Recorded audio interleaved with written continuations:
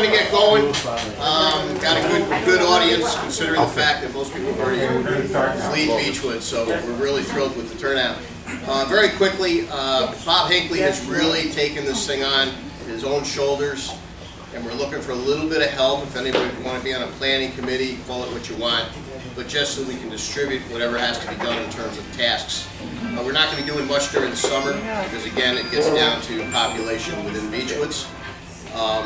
But is that my phone? Your phone? All right.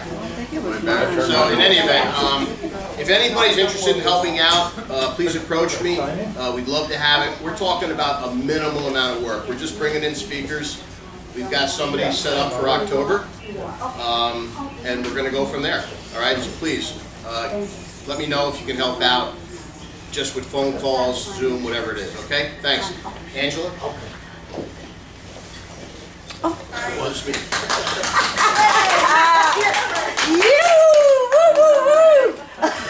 Thank you. I'm Angela Brown. I've lived here about 30 years, and my kids grew up here at Beechwoods. They were like 2 and 5 when I moved here, and we met Ashley when Ashley was still in school and my kids were in school. Elementary school. Elementary school. So we've known each other for a long time. So we're in their 30s now.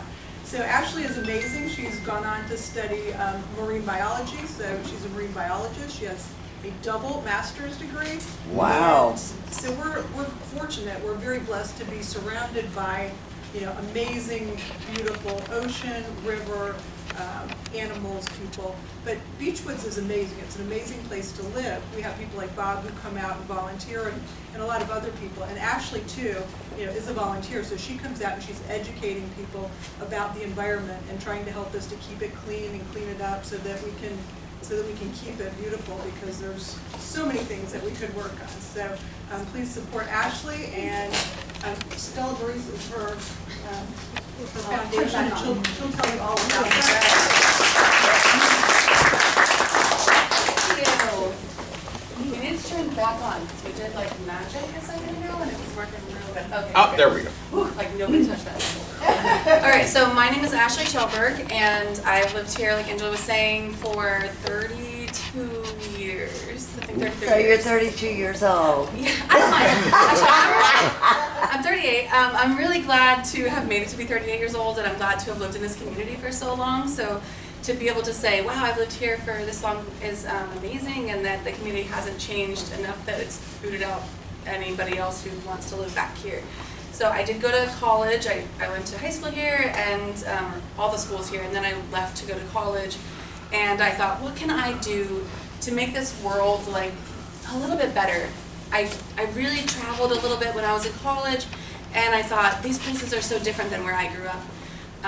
I needed to go to other countries to be able to make a difference in the world, because I grew up in such a pristine and wonderful place. I thought there's absolutely no way there could be any problems here.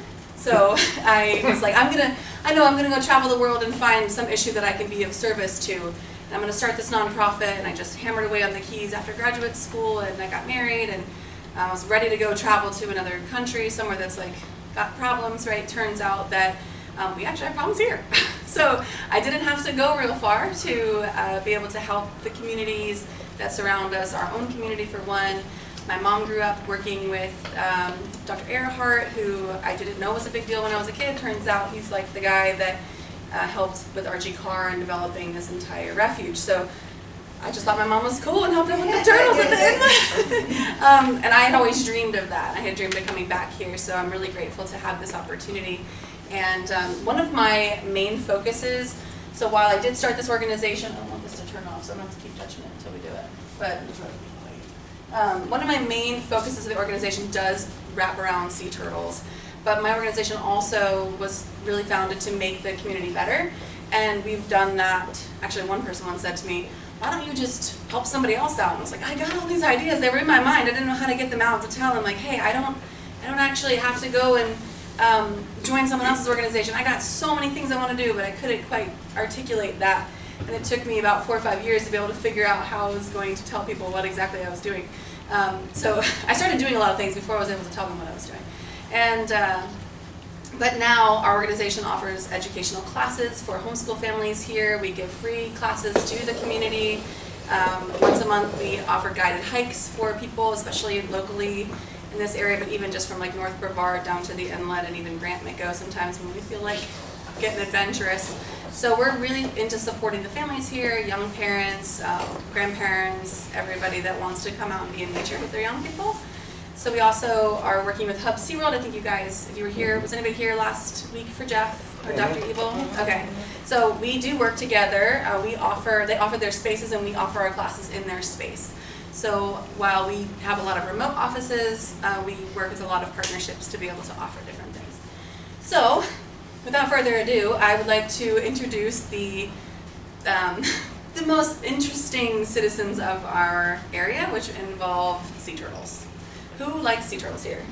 Okay. Is anybody a sea turtle expert here? All right. Hey, you know what? Been searching for them all the time. All right. Who here calls themselves a turtle lady? Oh, that would be Trudy, and she's moving. I think every area has a turtle lady. I don't take that title very well. I think that I'm more of a researcher, so when people are like, oh, you're the turtle lady, I'm like, hey, we're going to give that to the other people who are doing really cool tasks out there. But my job is to really help inform the public, also provide research information and education to not just our communities, but also the governments and the policymakers in our area. So the main focus of our research happens to be about hatchling orientation. Has anybody heard of that before? Who's been on a walk with me, a night walk with me? Day walk. Oh, okay. I do it all the time. How many of you guys have heard of Sea you. Turtle Preservation Society? Yes. Sea Turtle Preservation Society has been doing things for as long as I've been alive.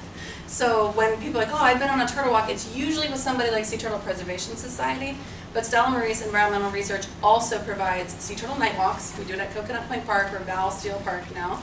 And we also provide hatchling public nest evaluations, there's a fancy name for it. Public nest dig evaluations. So we look at how well the nest hatched out and what their survival rate was, and we do that for the public. So those are also held from July to September at Coconut Point Park every 3 days.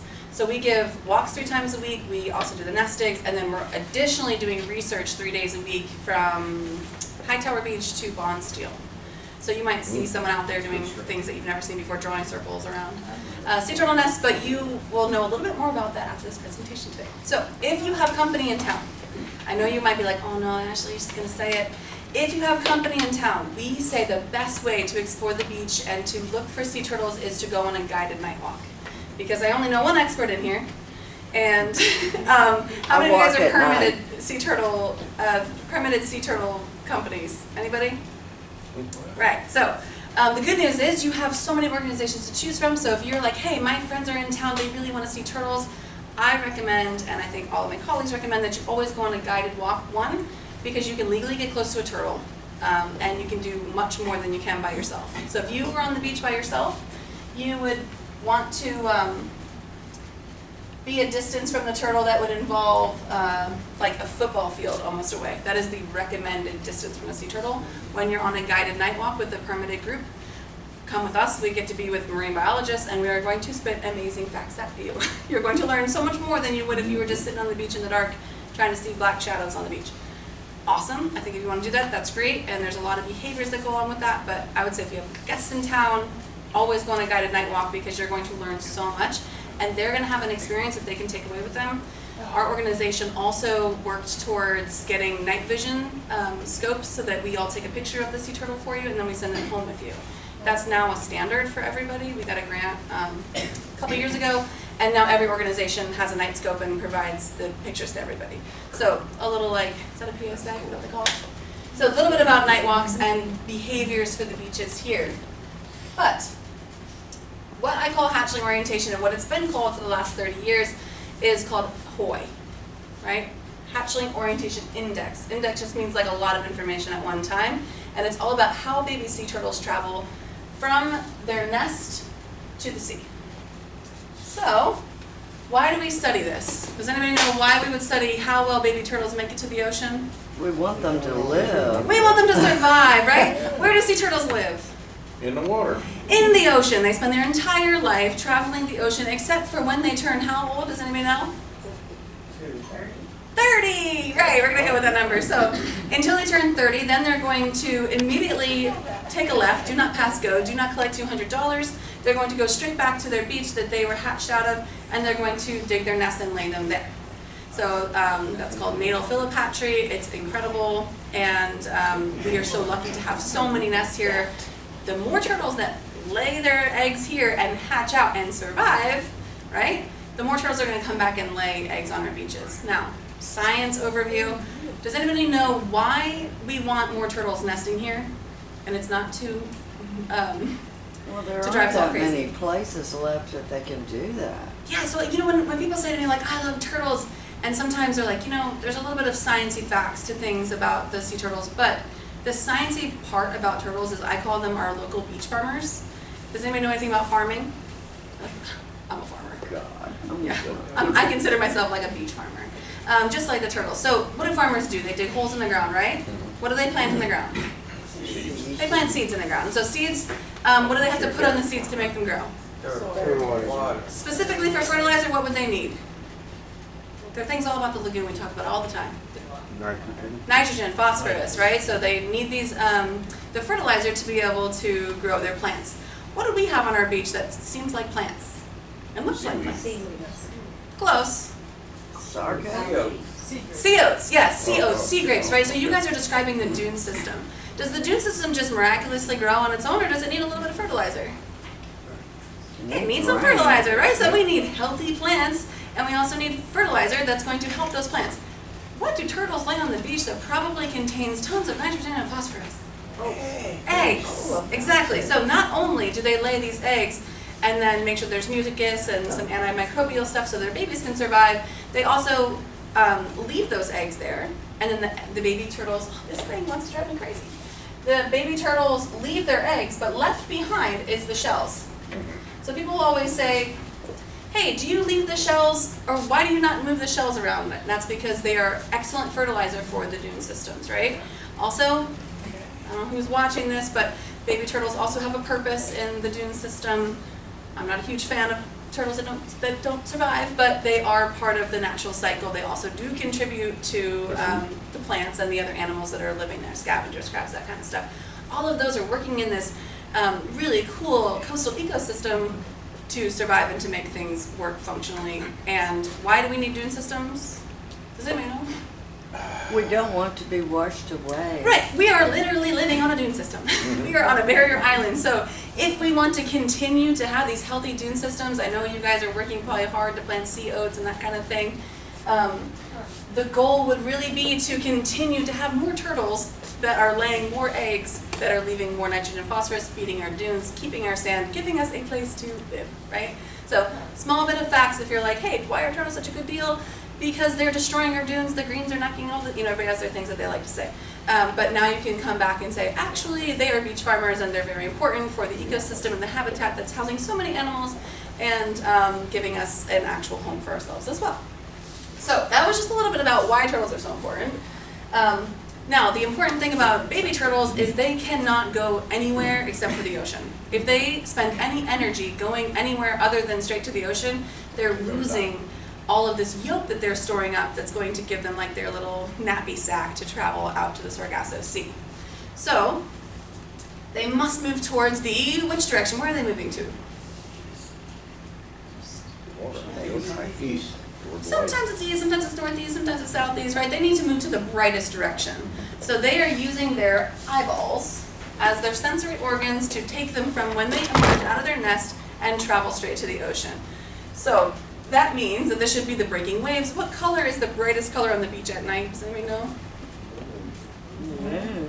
White, right? White on a black beach is pretty bold.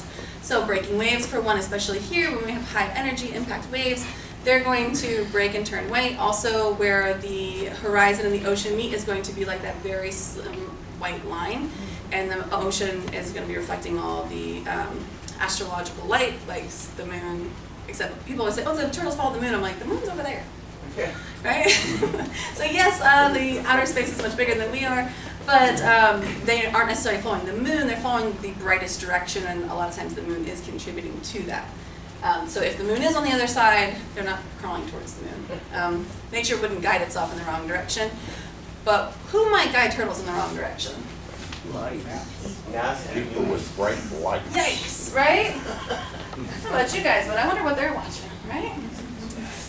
And I think here, this is kind of a cool photo because you can see that they do have a pretty healthy dune system, these pictures, and then actually the picture above it is a really good example of using a specific color of light to help mitigate turtle hazard, what we're lighting, what we're gonna call like pollution, right? To have turtles going the wrong direction. Has anybody eaten like 400 fat-free cookies before and lost weight? No. You have, you're like, I've done it. No, I mean, do they not see red light? So there is a spectrum that they can see. I will tell you, how many of you guys like walking around in the red light district in your house? Excuse me? Exactly, right? So people don't really love red lights. They love, actually you can look out and find it. They love blue lights, they love green lights, they like things that I believe, and I haven't really gotten a lot of information about why people are using these colored lights, but I think they feel like they're cool. Like the color is cool and calming. So you want to be like, if you're in a house and you have a red paint, you think you're going to eat more or something like that, right? There's like a whole color thing. If you're inside your house, it's blue, it's cool, you feel calm. That does not go for lights in your eyes in the way that you receive them. So sea turtles, there is a spectrum in the very dark red spectrum that they are not receiving that light information. But that isn't a red light. That is an amber light. And because most people do not have that deep red light because it's just not desirable, they usually move towards the bug light color or amber. And here you can see an example of the fat-free cookie effect. You have the right color, but once again, 400 fat-free cookies doesn't equal weight loss, just like tons of red light doesn't equal a beach that should have lighting that helps sea turtles. So here you can see that red light. They're trying really hard to do the right thing, but it's shining super bright on the beach. One of the things that's really interesting about this photo is I've been studying this lighting. So we take light surveys, different than other areas that are taking light surveys. And I'm not sure how much you guys know about light surveys, but when they're taking the light surveys, they might go out and it's University of Central Florida and Brevard County. They take pictures of lights that are a problem. And that's all that they do. And they report them and that kind of thing so we can get under control. My organization, along with submitting the information to Florida Fish and Wildlife Research Institute, we take lighting measurements every 1 kilometer. And then whether the lighting is good or bad, and we basically have made like a heat map of the entire coast of where it's dark, where it's light, where turtles are more likely to disorient because of the lighting in that area and where they're not. And I've watched turtles for 4 years nest right there. It's like they love that beam of light. Every time I tell somebody like, they don't want to nest on light beaches because they know that their hatchlings are going to come out and head the wrong direction, and then there's like this nesting turtle right there. So turtles don't always play by my rules, they don't always follow my presentations, although they should get on the train, right? But they're wild animals and they do what they do, but I can tell you that while this is a well-meaning way of using lighting, unfortunately, a better option would be to like shield this light, because if a hatch out was to happen, those turtles would be heading which way? That way. They'd be heading that way, even if it is a red light. So most people will say to me, Even if it's red? even if it's red, because that's not a red light, that is an amber light, and it's a lot of light. A lot of times people will say, this is a very common misconception, they're like, I always ask them, who has the red light to go on their turtle walk tonight? And most people will raise their hand. So I say, oh, you can always donate those to us, because no light is actually permitted on the beach at night during sea turtle nesting season. Not even your trusty red light. So artificial light means if it didn't come from like glowworms, or you caught some stars, or maybe you have some really cool night bugs, lightning bugs. You know, we have those. I've seen them. I've seen them. We have lightning bugs. There's not many. But unless you have those in a jar, then you shouldn't be using any light. Now, if you're like, hey, I'm older, those steps are steep, I'm trying to get on the beach and I don't want to like use my red light, but I don't want to fall either, then we suggest that you use your red light to get down the stairs and to safely get to where you're going, and then click that light off. Because I've personally watched an entire hatch out of sea turtle nest crawl into a nest that had a red light in it. Wow. Yeah, they are not immune to light. The word turtle friendly or turtle safe lighting is actually a misnomer because no light is actually safe for sea turtles. Wow. Question, is it a question of the brightness or is it the wavelength? It's both. Both? So a lot of times people will look at red lights and it might just be like a white LED light with a red filter over it. Other ones might be like a really bright red light but more on a higher wavelength than some of the lower wavelength. They always say the saying is keep it long, keep it shielded, and keep it low. You don't want to see any lights on the beach from the coast when you're looking from like this way. Okay, so how did we come up with all this information? We've been studying this for about 3 or 4 years, in 2020, so 4 years. This will be going into our 4th year this summer. And just this year alone, it looks like each year we measure about 200, sorry, can you see I'm like dancing with you? We usually measure somewhere around 252 nests. The locations that we measure are going to be Hightower Beach, Indy Atlantic, and Floridana and Bonsteel Beach. So 255 nests were measured last year. And I will tell you that of all these nests that we measured, and we used extremely conservative parameters for measuring, like we have all these numbers, and I think I might go into it, how we do this. We saw at least a third of the nests that we measured were experiencing some sort of disorientation or misorientation. So, Really? yikes, right? That's not what we want to do. We're so much better than that, right? We could do really good. So, especially including one of the world's most important, well, the world's most important nesting beach for loggerhead sea turtles, we should be seeing extreme measures to protecting this because other populations globally have declined while ours are increased, or actually ours are staying about the same. So while green nests here have increased, loggerhead sea turtles over the course of their trends have not increased. Wow. Yeah, so you might be saying, well, there's a lot of sea turtle nests, but we have not seen some giant recovery of loggerhead sea turtles. We've seen the same. So green sea turtles, we're kind of all like, honestly, I'm intrigued to see what the turtles have to bring to us this season because everyone's saying there's no way they could have a high season. That makes total sense in science.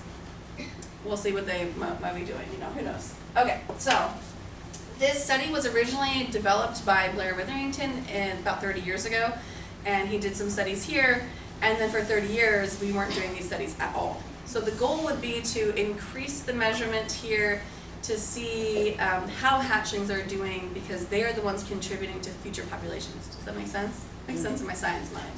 All right, so we do this 3 days a week. We do that from 6:30 in the morning to 9:30, and we have chosen these 3 different days, 3 to 4 different beaches, and it's all in the systematized method of collecting this data so that we don't end up going like every Saturday at Hightower Beach because we did that one year and we were like, oh, every Saturday in the Atlantic, every Saturday, like, it's terrible, it's terrible. We opened that up and then we're like, oh, actually there's other problems, other places. So that's how we make sure that we avoid that. This is also the study region for the University of Central Florida Marine Turtle Research Group. So when you see people driving on the beach, does anybody know who that is? Isn't that Daytona? Yeah. Yeah, that is the University of Central Florida. Does anybody know Oh, what? you're talking about the four-wheelers. Yeah, Oh, Yeah, the four-wheelers, yeah. sorry. No one else should be driving on the beach, right? So there are 5 organizations here that provide sea turtle walks at night, but there's also other things that are happening on this beach. A lot of times people say, oh, do you work for UCF? Nope, we are our own organization, own nonprofit, doing our own work. Now, we collaborate with everybody else. We work with other permit holders. We have very specialized research permits to do the activity that we're doing. We are the HOI permit holder, and the University of Central Florida Marine Turtle Research Group is the nesting survey permit holder. So we all have different permits from Florida Fish and Wildlife that allows us to do these specific activities, and we work together. So I send them a schedule. I say, hey, this is what I'm doing. These are the nights we're doing walks. This is the night we're doing HOI. We are in great communication as far as like disorientation reports. I'll say, hey, I have a disorientation here, or did you get this one? So it's not just like Wild West out here. We are all working together. Now, Sea Turtle Preservation Society, I hope I get this right if they're watching, they provide the transport of injured sea turtles to the zoo, and they do provide night walks, and they also do some surveying in the morning during a little like stint of beach that's their beach. So University of Central Florida does like all the way from South Patrick or Hightower area, all the way down to the inlet, and then the inlet does their own thing as well. So everybody's doing their little piece, and then from the inlet south is all a group called Ecological Associates, and that's in River County, so we don't mix too much unless we have to. But, so the inlet does their walks. They do, I don't know if they do nest digs or not, but they do have their surveys in the morning. Our organization does all those things. So it does nest digs, night walks, and then the research as well. But we do not do the nesting surveys in the morning because there's no reason to. The University of Central Florida is already doing that. And there's really no reason for us to be transporting sea turtles because the Sea Turtle Preservation Society is doing such a great job doing that. So they have their whole stranding and salvage group that is doing that. So when you see people going out and getting turtles, even I will, if I have a nest that has like 70 turtles and it's destroyed, I will call FWC, even though I'm a researcher. I don't have special rights to do illegal things. I just call and say, hey, I got a nest here. Yes, this is one of the nests they measured. What would you like me to do? And then they will advise me from there. Okay, I want you to call these people, they'll come do this or that kind of thing, and I'll wait and do that. So a lot of people will call me and say, hey, I found a sick baby turtle, what should I do? My first thing I'm gonna say to you is call FWC because that's what I do and that's what most everybody else does as well. Now that doesn't mean that I'm not gonna probably come and help you and sit with you or whatever and try to help you get this sped up a little bit because sometimes time is of the essence when you're dealing with that kind of stuff. So I always say, if you want to call me and you have a stranded turtle, that's fine. I'm going to transfer you to Sea Turtle Preservation Society, but feel free to call me. We can talk it out. So it's kind of cool how everybody's working together here. It takes a lot of hands in the pot. The only reason why we do have a permit to do the activities that we're doing here is because they're needed. Not because we're trying to make money, not because we want to do something that this town needs more tourism or something like that. We're doing it because FWC and our organization and the other organizations know that more people are entering the beaches and doing activities that they aren't being served. So our organization is serving those things. Same with the research. They're not just going to give me a research project because I'm like, oh, I feel like doing this today. I woke up from the Holiday Inn Express, No, I'm like, hey, this is something that I think needs to be done. I had to build an entire case with that, and there was a lot of support going behind that in order to do the research that's done here.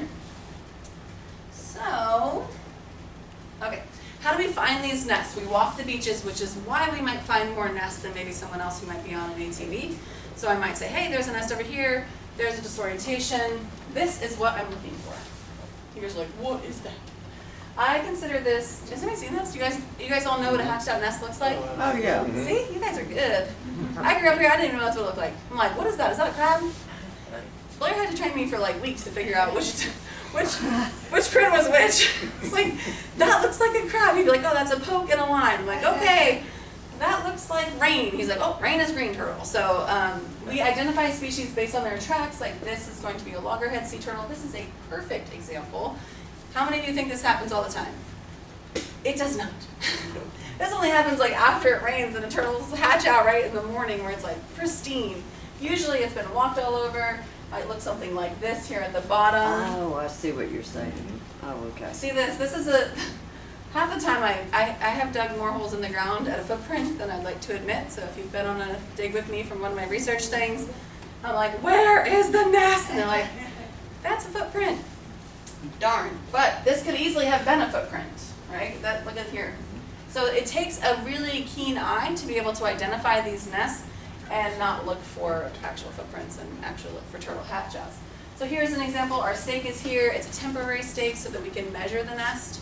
And I'm going to go into how we measure that. But we are looking for evidence here based on everything that we see. I'm almost trying to move this thing. Okay, so do you see a difference between this nest and this nest? Mm-hmm. Yeah, these look like they're going directly to the ocean. These, Everywhere. yeah, they're kind of going, uh-oh. Oh, There we go. Oh, I was like, They're no. everywhere. Yeah, they're kind of going everywhere. You see, you got turtles going in circles here. If you have a flashlight on the beach and you are walking towards a sea turtle and you are standing over it going, I'm going to help it to the ocean, that turtle's not going to go anywhere except in a circle. So does anybody know why bugs gather in front of your light? Yeah, it's phototrophotaxis. It's the way that they orient themselves to a light source. Sea turtles do the same thing. So if you're standing over a sea turtle and it's trying to orient itself at a 45-degree angle to that light source, if it's above it, it's going to spin in a circle. So a lot of times there's evidence that can be shown here that maybe somebody came with a light, You can see how many footprints have been happening here. It could just be a house light was on, whoop, house light went off, turtle spun around a circle, and then headed back to the ocean. This may not like my zooming out, but, okay, so how do we? I'm sorry, so those are little turtles that you're talking about? These are baby turtles. Sorry, the only thing that we do with nesting female turtles is watch them nest at night. I don't do any research on them, I don't track them, unless I'm asked to help out with some other projects for FWC. We are mainly looking at hatchling turtles. Sorry, I don't know if you guys are like, what? Yeah, so how are we looking for how baby turtles make it to the ocean based on their lighting environment? We are going to, we're going to look for the hatch out, right? We're going to find the nest. The nest has to have at least 5 or more tracks in it. And that tells us like, okay, this is something that we can measure. We're going to put a stake here behind it, only temporarily because we have this cool Cuban yo-yo that we developed to put a string on it. And the protocol is that you're going to measure a 10-meter circle around that nest hatch out. So from here, I take my Cuban yo-yo, I stretch it out 10 meters, and I walk and I draw a giant circle around this nest. Anybody love geometry? Pythagorean theorem? Laws of cosine? Yikes, right? I know. Turns out you use those. So we draw a circle, and we're using circular statistics and looking at bearings for how the turtles traveled from the nest to the sea. So here is where our original stake is. We're going to take some measurements of the beach and draw, it's kind of confusing, but basically take measurements so that we can draw a map to the statistical program that tells the program where the beach is. Don't worry about that. So anyway, then we're going to point our data collection, like a compass essentially, to where we saw that the northernmost track of these hatchlings crossed over that 10-meter line. And we're going to do the same thing from the south. Now that starts giving us these, the vectors, and then we're going to also, oh, don't do that. Where'd you go? Come back. I'm drawing a picture for these people. Okay, so then we're also going to look for the mode, which is where the majority of the turtles traveled towards the sea, right? So let's say this is directly north. This might be like, let's see, like 40 degrees or something, and this might be 100 degrees. We'll say that. So I'm going to type all these into a little program, and then I'm going to say that the mode is going to be like 78 degrees, let's just guess. And then I'm going to put all that information into my program, and then I'm going to go on and do that for the next nest. Now I take all that stuff, and I determine what the angular range is. So how widespread were those tracks, and how far off of the mark of where the ocean is did they travel? So the beach is the ocean direction, or the ocean is the ocean direction, and I want to see how far off did the majority of these turtles miss their mark? How precise were they, or how accurate were they? And this is what this information is telling us. So kind of interesting. Now over here you might see some turtles, they might have traveled. These are green turtles, it looks like. Kind of green, maybe they're loggerheads. I guess they're loggerheads, they look like bike tires. So here you see the tracks for University of Central Florida, and then this way you see the turtles traveling. Now you can see that we might have marked it over here, because these turtles, although they were traveling over here, they didn't cross that 10-meter line until they were down this way. So we start measuring where they crossed that line, not necessarily where they were going before they crossed that line. Had the turtles traveled straight this way, then I would have put the stake over there, and the angular range would have been wider. Does that make sense? Okay, you guys are good. Okay, so this is kind of something that a program would develop. Here you have your nest. This is my 10-meter circle. I measured the angular range north, which is the northernmost track that the turtles traveled, and then the angular range south, which is the southernmost track that the turtles traveled, and then the mode, which is, what was the mode? Where most of the turtles went, right? The mode is where most of the turtles went. And then what's it called in between, that spread? What's that called? What's this word? Angular range, yes, yes. And then where's the ocean? What's that called? Oh. Water. I'm pointing to it. The ocean direction. So this is the bearing of the most direct ocean route from the emergence depression, right? Turtles need to travel from here to there, and what is the shortest distance between 2 points? A straight line, right? Should they be doing circles? No. What are they going to use up if they start wandering in the wrong direction? Energy, right? Do we want weak, sick, sad turtles? No, right? We want healthy, ready to go, ready to use up their yolk sac hatchling sea turtles that are willing to spend their time traveling, eating their little yolk or absorbing it as they travel out to the what sea? Sargasso Sea. They're going to float on seaweed, right? Exactly. So, if a turtle travels too far to the north, what happens? Does anybody know? This is where, what is that trigonometry comes in?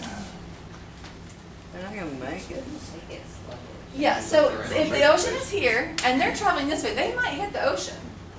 But imagine drawing yourself a triangle, right? Here's your triangle. Can't really see it. This might be like 10 feet, but this way is 20 feet, right? So if they are off their mark, they're going to be traveling much further than they need to, sometimes double or even triple or more of the distance. If a turtle goes from here to the straight north, what happens to them? They die. If a turtle travels from the nest to the dunes, what happens to them? They die. They die.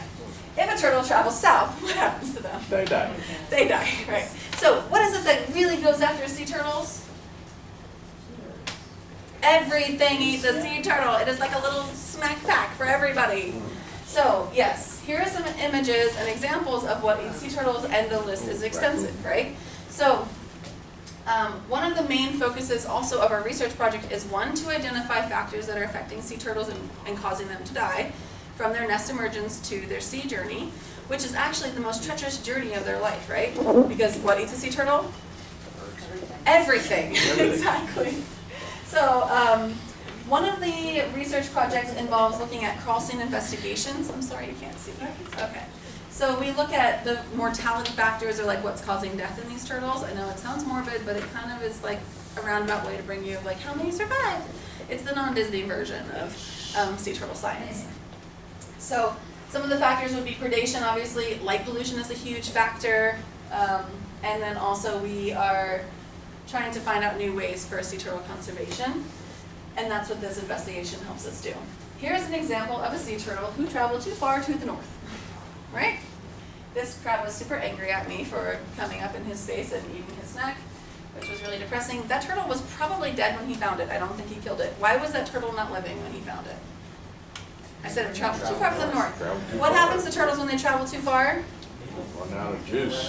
Yeah, they run out of juice. So they might have been, well, they might dry out, right? They get desiccated. So that could have been somebody's apartment light that was that way, and that turtle's like, forget y'all, I'm going that way. Look at that bright light. I'm going to get there faster than you. So it's just cruising its way down the beach, and then before you know it, it's tired. It's been traveling so far. Sometimes these turtles will crawl all night long, and then they get tired, and then obviously scavengers come and get them. I need lunch for a crab. Yes, or it was breakfast, but yeah. Here's our little friend. These are examples of night vision photos. We do place a camera during our research on every 10th nest to look for hatchling mortality. And this is just a way to look at what we might have missed to appreciate detectability, statistical information, like how do we get information on things that we maybe didn't see. We don't sit out all night and watch the nest. So we place a camera to try to see what we might have missed. And this helps kind of give us information into the investigation. Imagine like going to a crime scene and trying to figure out what happened. That's what we do in the morning. So the information at night kind of helps us figure out what's going on over the course of the 3 days. You can see raccoons here, obviously. I'm pretty sure that's a coyote or somebody's dog. Either one, they're about the same. So I know you say that, but it happens. It happens. I know, and I have a dog and I love the beach, but they are predators. They will chase them. I know my own dog, he's a puppy and he's crazy and he doesn't go on the beach during sea turtle nesting season. Okay, some of the things that we might need, kind of talks about how we do it, a little bit about the nest digs. How am I doing on time? Okay, we're kind of good, right? What time do we start? 7, okay. I got like 5 minutes left. Or more. I could talk all night about turtles, but you guys might be like, oh my gosh. Okay, so part of the crossing investigations include work that we're doing for the public as well. So when remember I said something about nest digs? How many of you guys have been to a nest dig? You guys are all coming to nest digs this summer, okay? July, register for us at $6 for like a family, like 4 people in a family can come for $6. The goal is really to get you guys out there so that you can see and learn new stuff. I did go to South America and I gave a talk on hatchling orientation, so There is also International Sea Turtle Symposiums. We're learning new things all the time. We brought our teammates. So there's new information being shared all the time. Not to say anything about anybody else, but that's just something that I really value. I think that I'm a little younger and I want new information, and I want my team to also have the newest information. So I think coming to these events are really good for understanding stuff like, oh my gosh, red flashlights aren't that good. All right, so we also excavate the nest and the egg chambers to look at how many hatchlings came out of the nest, to see how many survived, to compare that to how many we think died. So it's hard to know what percentage died if we don't know how many came out in the first place. So we will excavate the nest that we're measuring, and then we'll place the camera. We look at the number of eggs laid, and then we have all these other parameters like how many maybe didn't come out, but they hatched, they just didn't make it all the way out. Maybe they hatched, but then they got eaten by ants while they were in the nest. Maybe they hatched out, but they're sick and they need rehabilitation, that kind of thing. So that helps us figure out how many died, which we will say that they were confirmed dead. How many were likely? That means that while I don't have any proof that they were dead because I didn't find a dead turtle, I saw their tracks traveling to the point of no return, or I saw them end up in a crab hole. We're going to consider them as likely. Or a likely turtle also includes a turtle that's in the dunes that might be alive, but had I not found that turtle and brought it to rehabilitation, that turtle would also have been dead. So that falls into the likely category even if it didn't die, because it just got lucky that day and gets to live to see another day.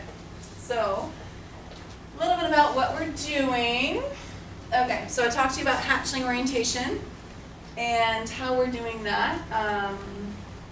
And we're going to be doing that from July, it's a bunch of months, July, August, September, October, yeah. So for 4 months this summer we'll be on the beach starting July 1st doing hatchling orientation and then crawl scene investigations. Because some areas have more mortality than others, so like they have more dead turtles than others, there are public nest digs that we do and we offer, like in the Atlantic, for example. There's a lot more density, there's more lights there than there is down here. So we do offer free nest dig attendance for the public so that you can kind of just watch what we're doing. It's not going to be like a full-on thing, but we will talk about lighting and what's going on, what we find. So I think it's really good to engage the public, and that's important to my mission and to our organization. So if you want to join us for a nest dig, for a research one, they're up in the Atlantic, at like across from Ocean View Fitness. Let's see. Okay.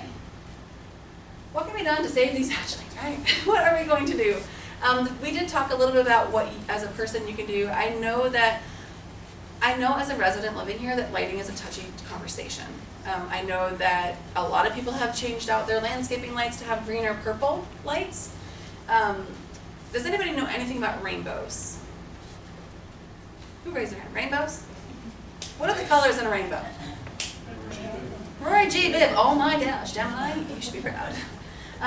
Yes, I also learned Roy G. Biv. So red, right? What's next? And then Roy, yep. Green, blue, violet. Okay, so who thinks that the highest frequency light is red? Okay, who thinks the highest frequency light would be violet? Over here, you can't see it, but there is like a little bit of a visible spectrum here. And as you, I'm going to put it there, but you know, that's all right. You can see that the wavelengths are long when it comes to the red light. And then as they bend in a rainbow, they start to get more tightly and tightly wound, right? So red is where on the rainbow? The outside. Yeah, it's on the outside, right? So it's long, it's not bending nearly as much, it's not as tightly wound as the other colors on the inside. And oh, there we go, cool. Oh, yeah, you can turn that if you need to. So we can talk about the spectrum here a little bit. Then you have, these are measured in like maybe 750 and then all the way up here, which is much tighter for the 400. And you can see that this is that deep red we were talking about. Amber is pretty far up there on the red spectrum, so it's kind of hard to see. But this is amber, yellow, and then we start to get into the green, the blue, the indigo, and the violet. Why would blue lights or purple lights be a problem for this area, for your landscaping? If we said that, let's just go with red light for wildlife, right? If we have a bunch of blue lights, if you continue to go on this spectrum, does anybody know what's beyond purple? Anybody like, I think they're engineers, right, that know this kind of stuff? Ultraviolet. Ultraviolet, then what? Oh, yeah. X-ray, gamma, Oh, yeah, right? okay. You got black light, like black lights, X-ray, gamma, yeah. Science is hitting. Yeah, I know, this is hard, it's hard. It's not Yeah. normal. But you were right, you were on the right way. Ultraviolet is Yeah. worse, yeah. Ultraviolet. So as you start to go to that more tightly wound lights, it would be like taking an X-ray of a sea turtle, so of their eyes. While their eyes are more sensitive than ours, they see them in different colors, they have greater sensitivity to these wavelengths. A blue light and a purple light and a green light, that is literally taking an X-ray. Who wants to take an X-ray without a lead No jacket kidding. So that's interesting because we Yes. just put blue lights all over our dock out there. I know, I'm sorry. I'm just saying, I don't know. Well, because I think that as people, you know, we think that the world looks the way we look at it, right? Of course. But we don't think about what that looks like to wildlife. How many of you guys have heard that it's a great idea to look at your phones before you go to bed? No. What color is that light on your screen? Blue light. Blue light. That kind of makes a little bit more sense now. Right, because you're wearing blue light glasses. You're wearing blue light glasses to block out the blue light. Now, the wildlife doesn't have any blue light blockers, right? So they're seeing all this blue light, especially insects or birds or bats or different wildlife that are very sensitive to these light spectrums. We might be thinking, oh, we're making this look natural. But actually, we're not thinking about how that looks to the wildlife. So, Okay, so which light should we be doing? you should always be moving towards wildlife. Lighting would be in this red amber In the red range. zone. As you go with the red zone. As red as you can get, or just no lights in general. Right. Listen, I know it's aesthetic. To be honest, I think it looks pretty. But knowing what I know about wildlife, I can tell you that it's not good for wildlife, and it disrupts a lot of their rhythm. So like when they're supposed to be resting, they are awake, and when they're supposed to be awake, they're getting like blinded with these lights. So what other wildlife besides turtles are we talking about? So what if you're on the river side and Fish, you have definitely. the blue light and you want to change it out to red? What is it protecting on the river side? The animals? Bats, I know you guys aren't huge fans of insects, but do you know, does anybody know what bats eat? Oh, I love bats. Insects. Bats are great. Mosquitoes. Right, no, We bats want all are the great. bats we can get, right?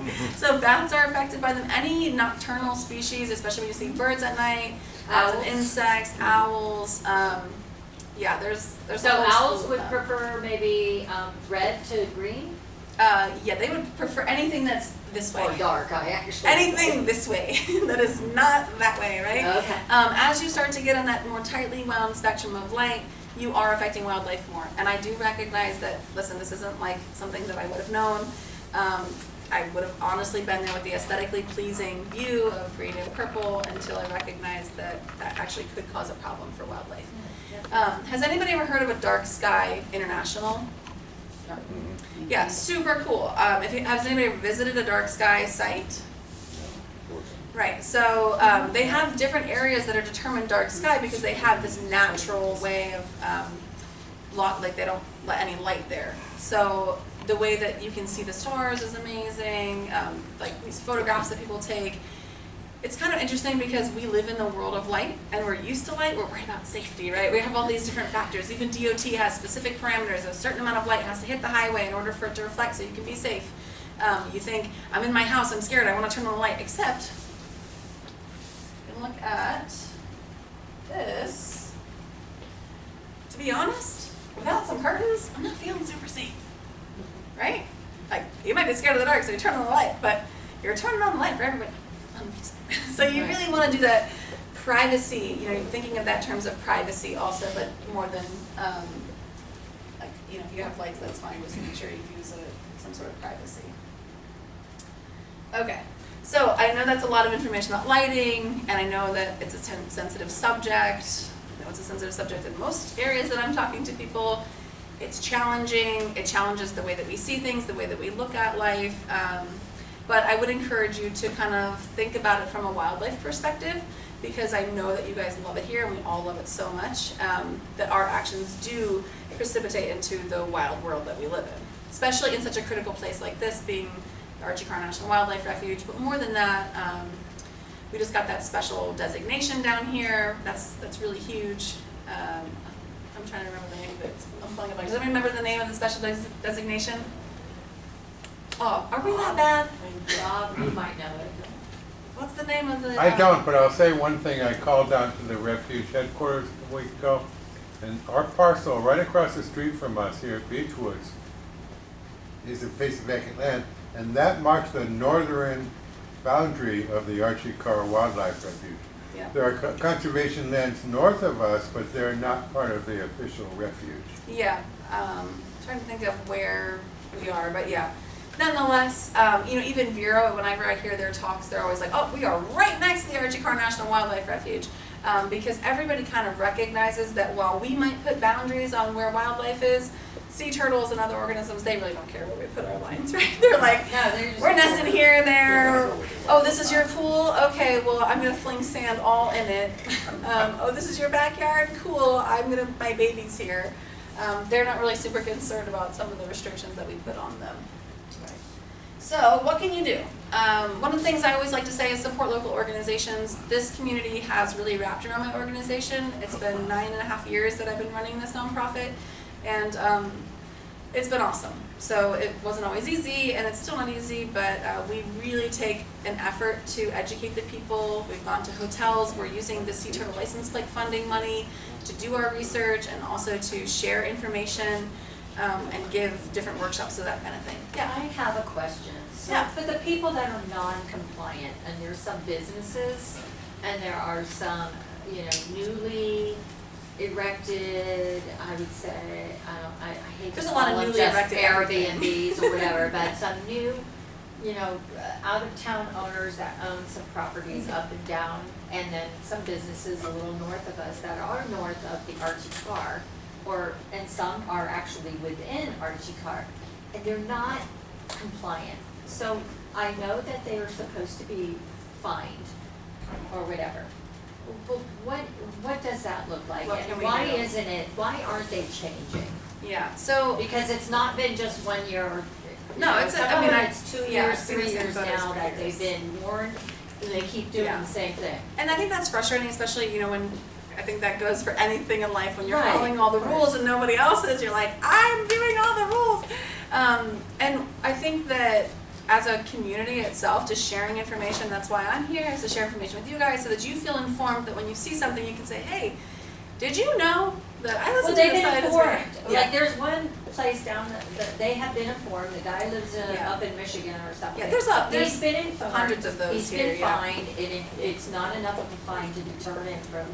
Yeah, so our organization has recognized that, and while our scope isn't able to work through that, we did form a group of like-minded researchers and entities. We call it a consortium, Yeah. but it's called the Coastal Lighting Impact Coalition, and so that includes FWC, a lot of people. It's like everyone, City of Cocoa. I don't know if you guys know that you're not part of the town of Indiana-Atlantic, but they're also working on updating their ordinance. Their ordinance hasn't been updated in 30 years. There's a lot of that around here. So there are things moving that may not seem like it, because that stuff doesn't happen extremely fast. But our organization for the Coastal Lighting Impact Coalition brings together all these really great thinkers, and we're trying to develop ways to, even have a subcommittee for short-term rentals. And then we've been working on a meeting every month to try to figure out what's the easiest, best way with the resources that we have to reach all of these short-term rentals.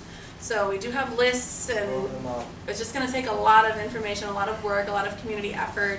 One of the things that we were working towards talking about is using local newsletters. Do you guys have like a newsletter here? Yeah. Yeah, exactly. So if we can just share information within your newsletters, that's a low-cost But way. I think where the problem lays is not with the people that live here and that are part of the community. Yeah, it's the What happens is we Airbnbs. have people that buy a property, they live elsewhere, and they don't care, Yeah. and all they care about is that it looks nice for the people, or it looks beautiful Yeah. when they post it online, and They got their and blue do lights for that. their landscape. And they Yeah, don't really I see it. care whether or not it's hurting the animals, Yeah.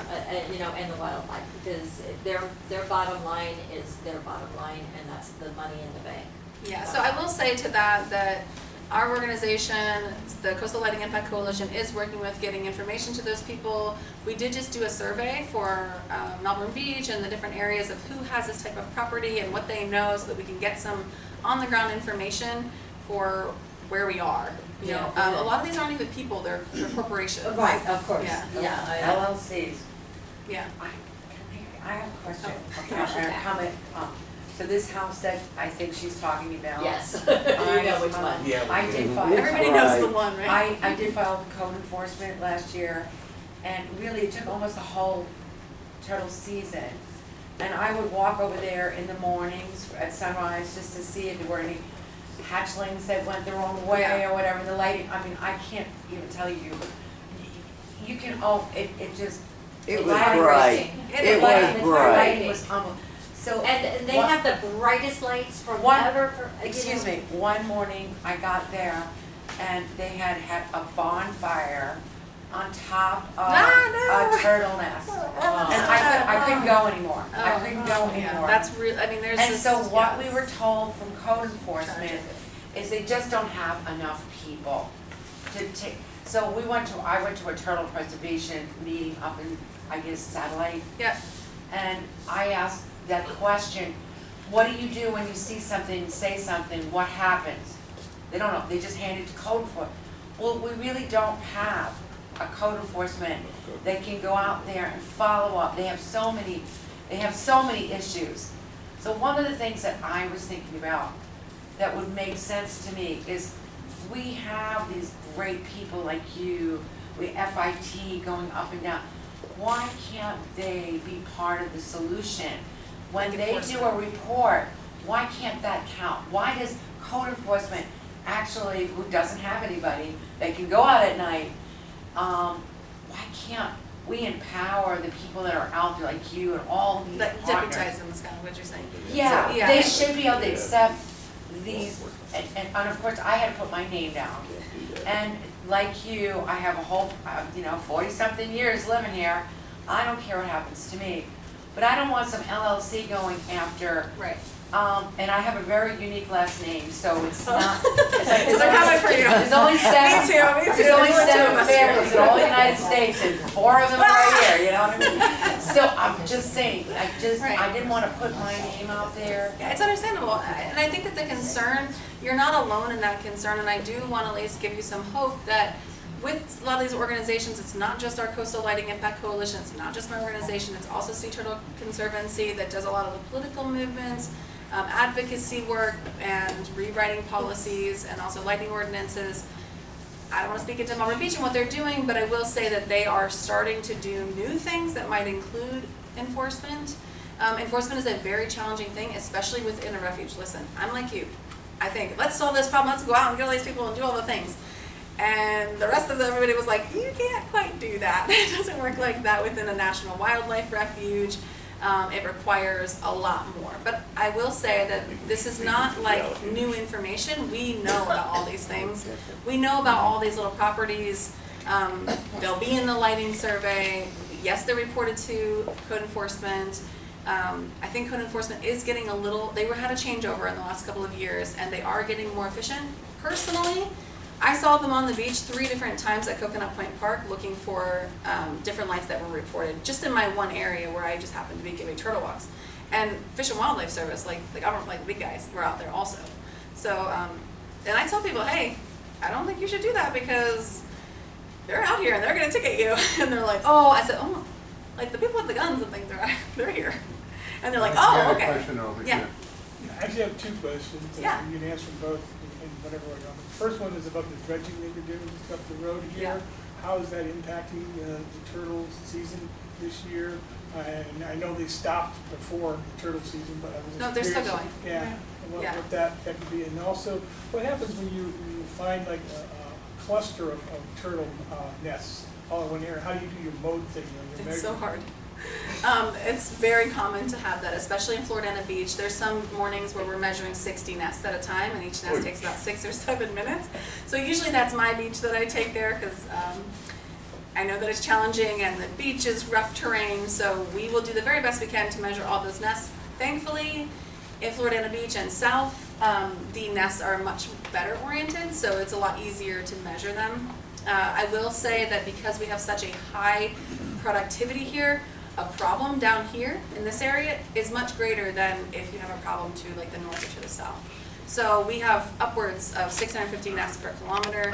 If you were to disorient 4% of those nests, that would equal 100% of the nests on the west coast. That would be as if every single turtle died on the west coast, or hatchling turtle. So 4% sounds like, oh my gosh, what is that? You know, like what is 4%? But because we have such productivity here, the number starts to get really large really quickly. Little problems here create big problems in the course of recruitment and future sea turtles. So it's not something that's being ignored.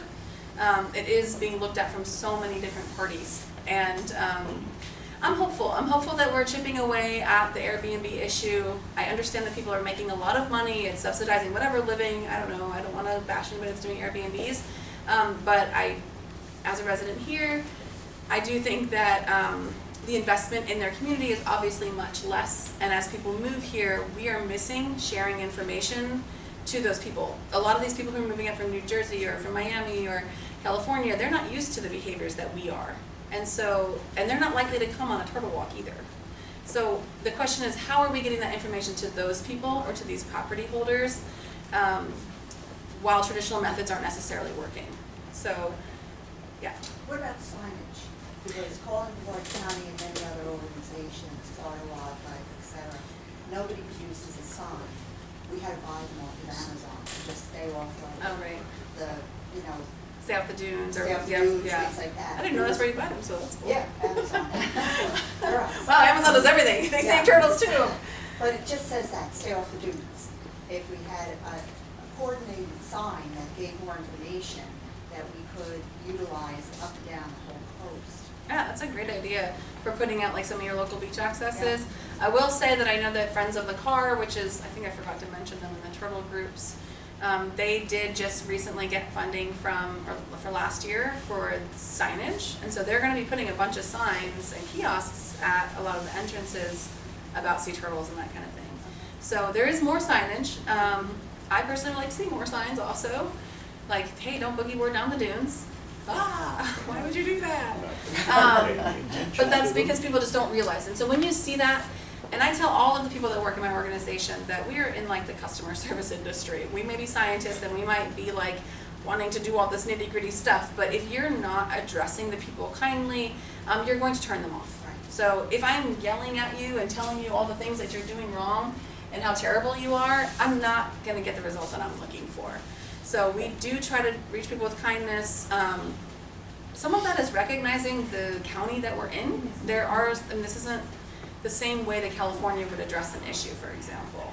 Some people love that, some people hate that, right? So, are you comparing us to California? I am. Wow. I love California, I love it here, and this is my home. I mean, there are good and bad to every area and to each county, right? So you have a county that is less likely to force rules on people. Personally, I like to live where I don't have to get tickets for where I put my trailers or those types of things. I'm very specific about what I like, and I live in Florida Beach, so I like the rules there, or the lack thereof, although there's a little more now than there ever was before. Didn't even know there was a noise ordinance. But sharing that information with each community and recognizing that we have to work with what we have. We're not going to be able to force laws on people or to get all these enforcements that we really want to see change. That it is more of a grassroots organizational type of movement because we can't implement them from the top. So, and while we might like that, you know, but it is challenging. I think it's frustrating. I think we all want to save the turtles. Nobody wants to light the turtles on fire. And that's part of my mission is sharing I'm information. glad you mentioned don't light them on fire. You know, I mean, it's kind of surprising that we'd have to even share that, but it happens. No kidding. It's wild. I mean, they are making fires on top of nests. If you put a fire on top of a sea turtle nest, you've now burned 115 to 130 or more turtles. Why are we doing that? Let's not do that. There are reasons why we have laws and ordinances in the county because people do the things. Don't use your one wheel on the beach. Didn't know that either, but that's part of some of the conversations that I have. I see people cruising down the beach at 1 o'clock in the morning on a one wheel with a giant light. Whoa, you know, How did you even come up with that? I don't know, because I couldn't even think of that to tell you not to do that. Super creative. So I think that we all do share that common desire to do good for the turtles, that at least us here, the residents, and the more informed that we are, the more that we're able to make those informed decisions, and our own behaviors become like the norm, and hopefully that will change some of that. But with that, we also have new regulations as far as ordinances that are being updated, and organizations that are helping to try to spread the message and find new and creative ways and gather the information so we can figure out how to reach the people who aren't as invested in their community. Because I think that's frustrating. I know for a fact I've had people laugh at my face who are friends with me while they're heading down to the beach with their giant mag light to go find turtles. What? What are you doing? One, it's not turtle season, so you're not going to find any. But, and when it does become turtle season, please put that away. Like, oh, we're going to find the turtles. You know, no, we're not going to find the turtles that way, right? So we all have to do our part. My part is by running an organization that gives people information. Okay, so these are some of the things that I tell people. It sounds crazy, but you should not harass sea turtles, right? Clean up your things. A lot of people, especially people who may not be here and they're visiting, they're going to bring their equipment down to the beach and they're getting it ready for the next day. Yeah. Yes, that's a big problem because sea turtles cannot go backwards once they're entangled in a chair. So if a turtle gets trapped in a chair, big or small, their only choice is to bring that chair with them into the ocean if they're stuck in it. And hope that maybe they wash ashore and somebody removes it, right? That's terrible. We don't want that. So if you go down to the beach and you have beach chairs down there, you need to remove your stuff. Take your stuff off the beach. I follow a leave no trace policy. Wow. So if I say if it doesn't grow there, it doesn't go there. Your chair didn't grow there, it doesn't go there, right? If your orange peel didn't grow there, unless you see some orange trees growing on the beach, chances are it doesn't belong there either, right? Also, yeah, like leaving trash, that kind of goes to that orange peel conversation. Your food, I get it, everybody drops a little bit of stuff, that's understandable, but if you were just leaving your trash or people are leaving their trash, that's going to attract more predators, and all the trash pandas will descend upon the dune system and then further on eat turtles. Okay, so we don't want that. And crazy that I had to write this, but don't buy products made from sea turtles because it encourages people to continue to hunt them. While I was in South America, this is a huge problem. It is not, we don't see that here maybe necessarily, but when you're traveling you might see products, and if you do see that it's made from a sea turtle, especially like a hawksbill sea turtle, you do not want to purchase that because if somebody says, oh my gosh, I love your hair clip, and you're like, oh, got it in Turks and Caicos. You're like, yikes. How do I get one of those? And you're like, you do not want one of those. You're not trying to do that. Okay, conservation continued. Oh, obviously turning on the lights. Lighting is something that you can do. It's an easy task because all you can do is turn off your light and you're informed about it. It's also one of the most predominant breakdown of habitat for sea turtles. So is light on their habitat. I didn't go into this too much, but there's different types of lighting. There's direct light that might be from like a flashlight or from your light being on or a street light or whatever else. But there's also what's called sky glow, and that goes into the dark sky. And at night, if you ever look at the beach, you can see the entire mainland is lit up. And especially as we lose dune systems because we're building these giant homes, which sometimes the giant homes make shade for the turtles, but it does reduce the amount of foliage that is absorbing light or blocking light from reaching the beach. So it's changing the lightscape of the entire beach habitat. And sky glow can affect how widespread those traveling hatchlings are going. So sky glow, direct sunlight, or direct light actually influence turtles differently, but still both have a problem. Oh, and I'm always saying come on these things with us because you're going to, like, the fact that you guys are here is amazing. It gives me a reason to keep doing my job, but also now you guys have learned something new that maybe you didn't hear somewhere else. And also, I'm a huge fan of the Sea Turtle license plate because this organizational presentation was funded in part by them. We also just did a, it was like the showcase at the library. It's only a month, so you probably missed it or didn't see it, but you could have rented, and you can still do this. We have a citizen science project where you can rent a light meter, and you can measure the lighting in your own area, and then report the data to us, and then we will upload it to the dark sky. And then you can really get to know like the lighting in your own neighborhood, or even just the beach, or however you want to do that. So we have a whole citizen science program for collecting lighting, and looking at it, and there's like a little training with the. Where did you rent that from? Yeah, you can just rent a photometer.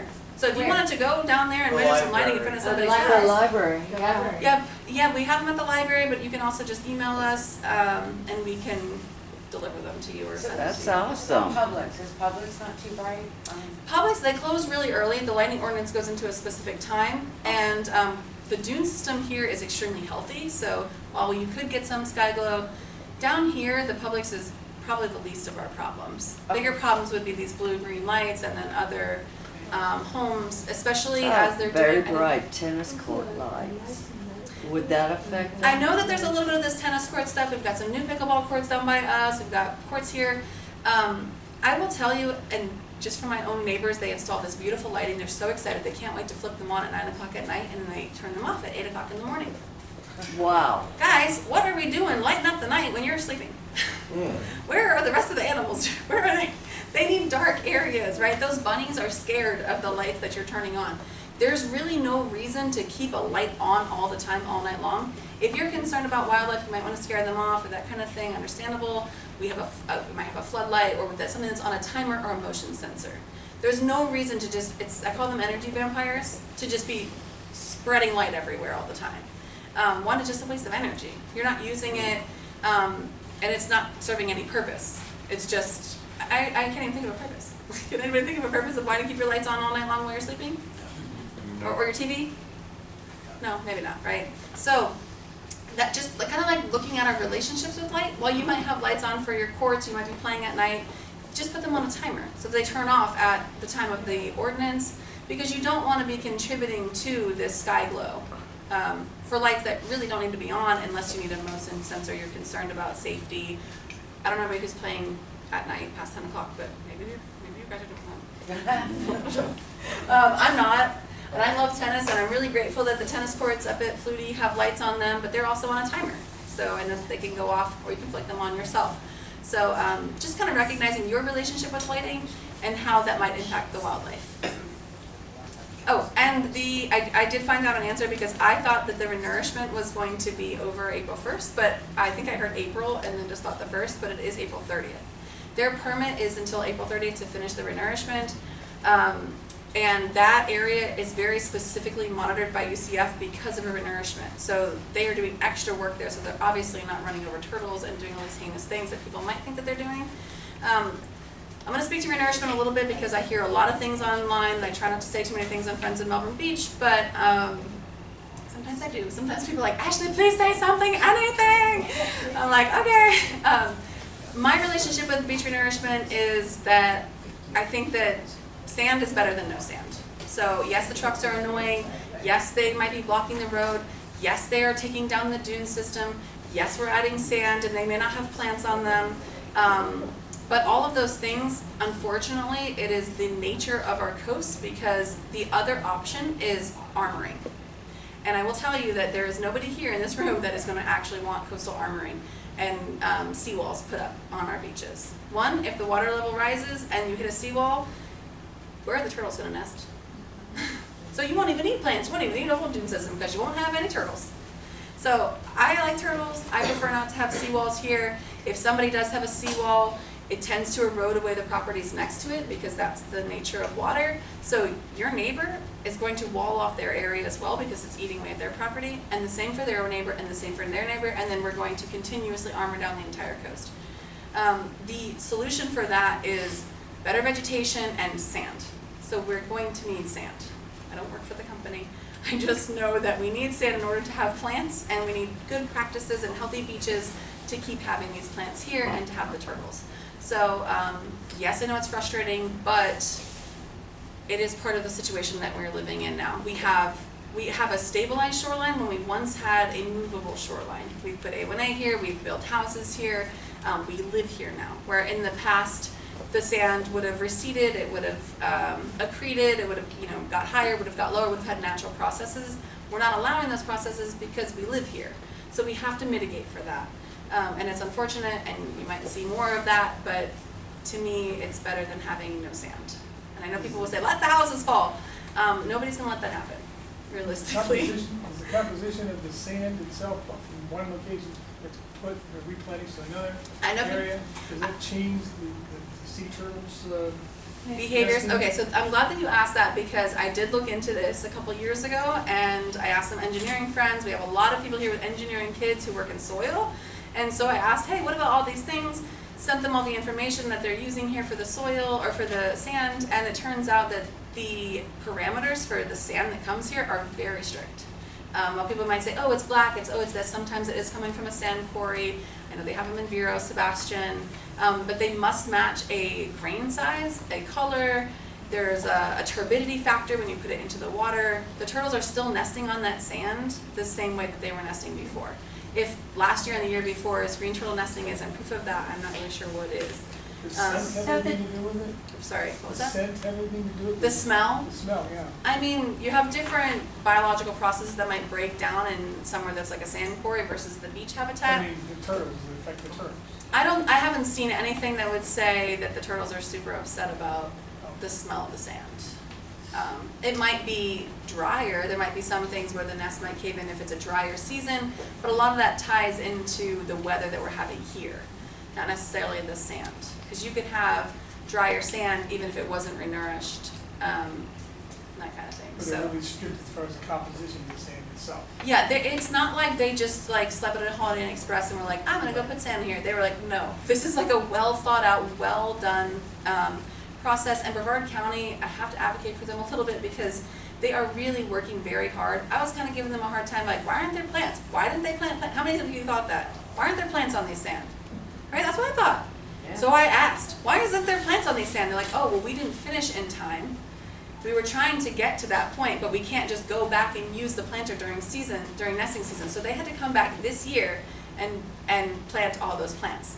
So it's not like they're just haphazardly throwing sand on the beach. These are well thought out, permitted processes that are tied to a lot of different permits, DEP, FWC, large permitting organizations, and they have to follow these guidelines. So I know personally, I have spoken with people at the county and they care tremendously about the wildlife here, where they live. It's actually kind of moving when you're just talking to a person and you're recognizing like how much they actually care about something like that. So I've given them a hard time in the past too, but I will say they're doing a good job, doing the best they can. Yeah. Thank you, Ashley. Of course, yeah. Thank you. Very good.